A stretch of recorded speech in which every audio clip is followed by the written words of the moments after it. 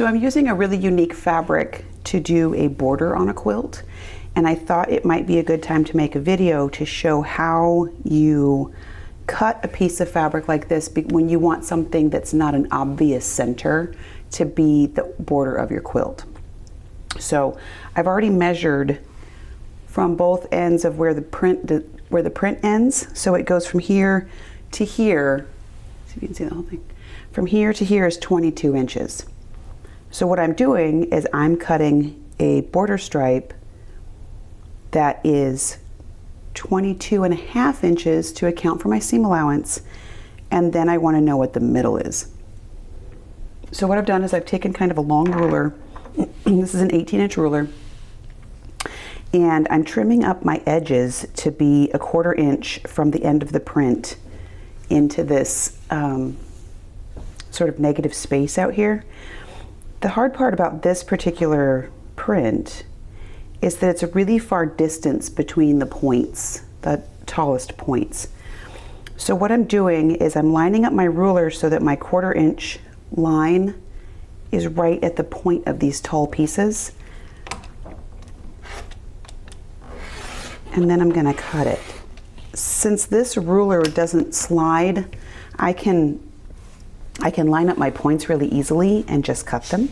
And now that I have cut that first strip, I can just sort of slide this up the border print all the way across. So now what I have is here's 1/4 inch from the tallest, 1/4 inch from the tallest, and 1/4 inch from the tallest. And I'm just gonna kind of slice this all the way across the top here. And when I get to the end, it's pretty simple to line the whole thing up. So now I'm gonna do that on both sides of this print.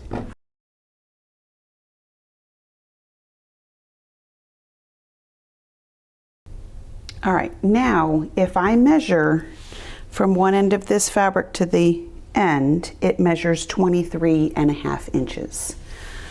So if I take my calculation and I take 23.5 and I divide it by 2, my measurement is 11 3/4.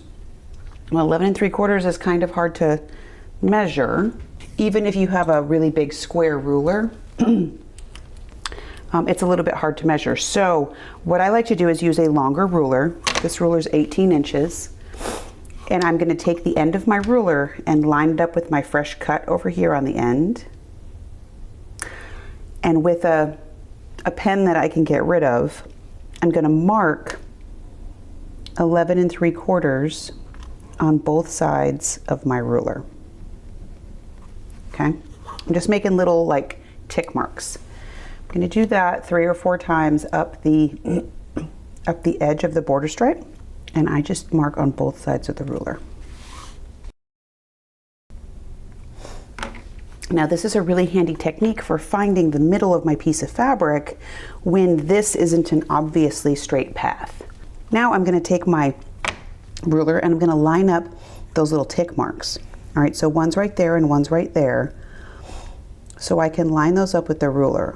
I can do this one of 2 ways. I can either mark a line. If it makes you more comfortable to mark the line and make sure that your little tick marks line up all the way from one end to the other. If I line that up all the way down, I can mark a line all the way down my fabric.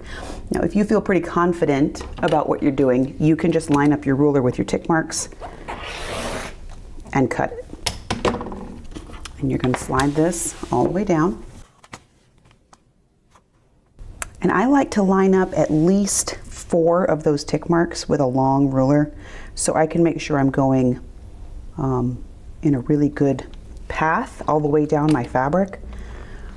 It also is really obvious that way if you didn't mark the right line on your ruler. So like if you're going down this list, down this path, and one of your tick marks is like way over here, remeasure it, because maybe you marked 11.5 instead of 11 3/4.